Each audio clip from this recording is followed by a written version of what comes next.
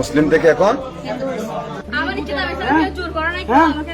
প্রেমের সম্পর্কের পর ধর্ম পরিবর্তন করে হিন্দু যুবককে বিয়ে করেছেন এমন দাবিতে সামাজিক মাধ্যমে ভাইরাল হয়েছেন কক্সবাজারের এক তরুণী। এই ঘটনাকে ঘিরে সম্প্রতি ব্যাপক আলোচনাও শুরু হয়েছে।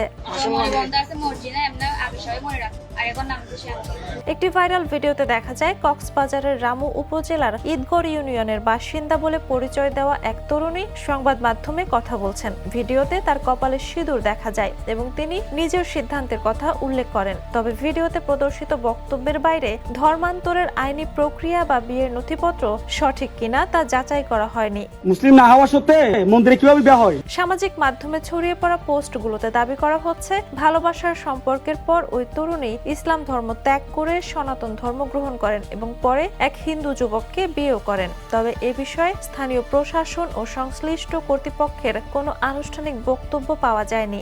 আপনাদের চক্রান্ত হচ্ছে মুসলিমকে ধর্মান্তরিত করে জবরদস্ত করে এখানে করে রাখছেন।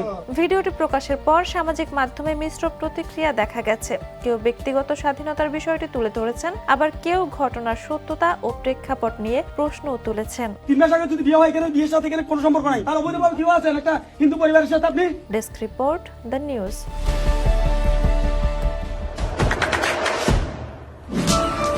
দেশে দেশে সবার সাথে দ্য নিউজ।